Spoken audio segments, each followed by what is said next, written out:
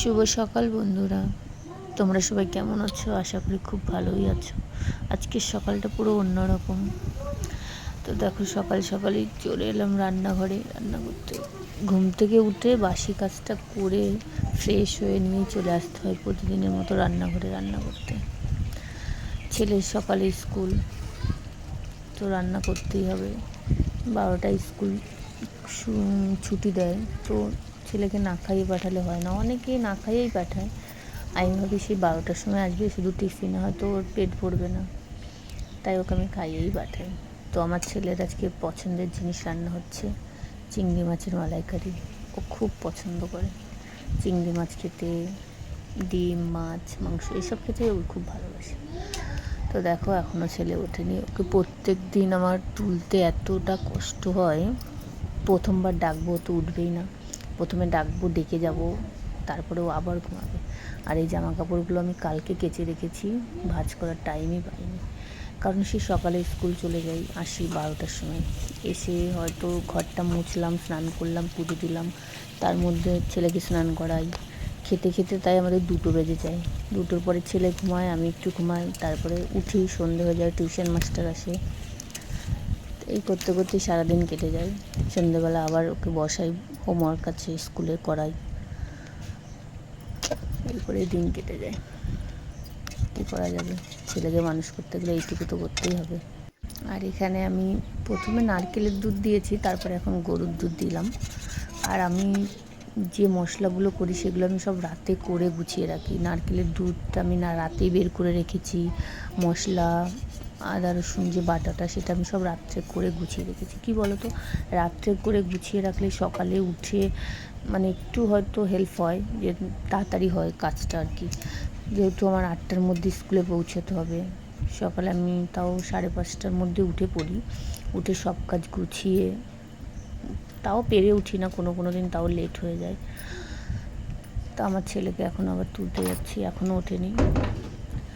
ওর ঘুম থেকে উঠতে ভীষণ ওর আলিস্যে লাগে, ওর কষ্ট হয় আর কি। আর ওকে তুলতে আমার কষ্ট হয়ে যায়। ও উঠবেই না, এদিক ওদিক কাত হবে, তারপরে উঠবে। আর আমার ছেলে কখনো জামা পরে ঘুমাতে পারে না। ওর জামা পরে ঘুমালে খুব ওর মনে হয় অস্বস্তি বোধ হয়, তার জন্য জামা পরে ঘুমাতে পারে না। ওর জামা খুলেই সবসময় ঘুমায়। তো সেভাবেই ভিডিওটা করা হয়ে গেছে, তাই পোস্ট করলাম। আর ওদিকে আমার রান্না বসানো রয়েছে, আমি এখানে এটা বিছানা গুটিয়েই যাচ্ছি। তো এসে দেখি আমার রান্নাটা হয়ে গেছে। তো দেখো, আমার চিংড়ি মাছের মালাইকারি রান্না করা হয়ে গেছে। অনেকে অনেক রকমভাবে রান্না করে, আমি চিংড়ি মাছটা পুরো খোসাগুলো ফেলেই রান্না করি। আবার বাবাদের অবস্থাটা দেখো, মুখটা কীরকম করছে। ও আমাকে জিজ্ঞেস করছে, মা আমার চোখটা এরকম ট্যারা ট্যারা লাগছে কেন, আর তুমি ঠিকভাবে কেন দেখছো, ওর এটা প্রশ্ন। আর আমার সকালবেলা সব কাজ গুছিয়ে রেখে যেতে হয়। বাসন টাসন ধুয়ে, উনুন টুনুন মুছে তারপরেই আমি যাই। কারণ কি বলো, ওই এসে 12টার সময় আর কোনো কিছু করতে ইচ্ছে করে না। তাও কোনো রকমের ঘরটা মুছে স্নান করে পুজোটা দিই। আর আমার বাবা এখন একা একা খেতে শিখে গেছে যেহেতু, তাও কোনো দিন আমি খাইয়ে দিই। তো আর চিংড়ি মাছ হয়েছে যেহেতু, ও নিজেই একা একাই ধরে খেতে পারে। ও চিংড়ি মাছ হলে, ডিম হলে, মাংস হলে ও নিজেই খায়। কখনো তো নিজে বেড়েও খেয়ে নেয় ভাত। আর ওর বই খাতাগুলো আমি প্রতিদিন রাতে হোমওয়ার্ক করার পর গুছিয়ে রাখি। তো আজ আর সেটা করা হয়নি, তাই ওদিকে ভাত খেতে দিয়ে দিয়েছি ওকে, আর এদিকে আমি বইগুলো গোছাচ্ছি ওর। তারপর আমি রেডি হয়ে নিয়েছি আগে। আমি আগে রেডি হওয়ার কারণ হচ্ছে, ওকে যদি রেডি করে আগে রেখে দিই, ওর ড্রেসটা পরে থাকে, সেই ড্রেসটা আবার খুলে ফেলে, ড্রেসটা খুলে যায়, প্যান্টটা লুজ হয়ে যায়। তার জন্য ওকে প্রতিদিন ওকে লেট রেডি করি, আমি আগে রেডি হয়ে যাই। কারণ প্রত্যেক দিন ওকে দুবার করে আমাকে রেডি করতে হয়। আর তার জন্য আমার মাথাটা খুব ধরে যায় ওকে রেডি করতে আসলে। তাই আমি আগে নিজে রেডি হয়ে যাই, তারপরে ওকে রেডি করি। তাও দেখো, ওর নাটকটা দেখো, মুখটা দেখো কীরকম করছে দেখো। ভীষণ বদমাইশি। স্কুল থেকেও আমাকে ফোন করে যে ও এত বদমাইশি কেন করে। ম্যামরা আমাকে ফোন করে, আমাকে গার্জেন কল করা হয় যে আপনার ছেলে প্রচুর দুষ্টুমি করে, প্রচুর বদমাইশি করে। আমিও বলি হ্যাঁ ও বদমাইশি করে, কী করবো বলো। ওকে রেডি করতে করতে, ওকে গুছাতে গোছাতে আমি খাওয়ার টাইমটা ঠিক পাই না। কোনো রকম অল্প কটা খেয়ে বা কোনো দিন তো আমি না খেয়েই চলে যাই স্কুলে। স্কুল লেট হয়ে গেলে আবার ওদিকে লেট ফাইন দিতে হয় স্কুলের অনেক রুলস আছে, তো তার জন্য একটু আগেই যেতে হয় আমাদের স্কুলে। তো ওকে গুছিয়ে নিয়েছি সুন্দরভাবে। হ্যাঁ,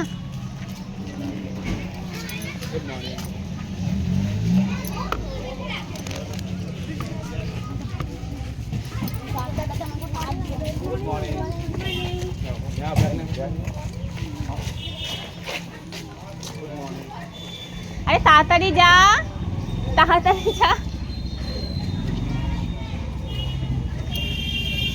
তো বাবানকে স্কুলে দিয়ে এসে আমরা এখানে একটা সাইডে একটা ঘর করা আছে, সেখানে বসে থাকি।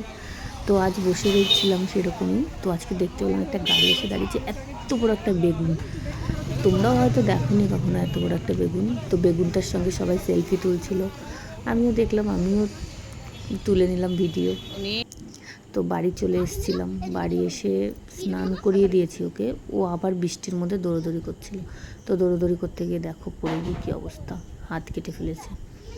এত বারণ করি তারপরে ও দুষ্টুমি করে না, এতটা দুষ্টুমি করে, দেখো অবস্থা। আবার দেখাচ্ছে কীরকম করছে।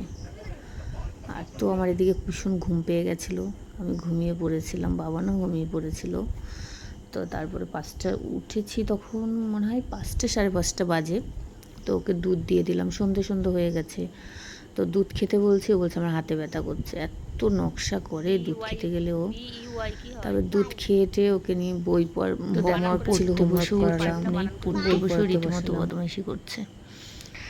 তো যাই হোক, জানি না ভিডিওটা কীরকম করতে পেরেছি। যদি ভালো লাগে অবশ্যই লাইক করো, আর আমার চ্যানেলটাকে সাবস্ক্রাইব করে দিও। ভিডিওটা আজ এই পর্যন্তই। তো সবাই ভালো থেকো, সুস্থ থেকো, টাটা, বাই।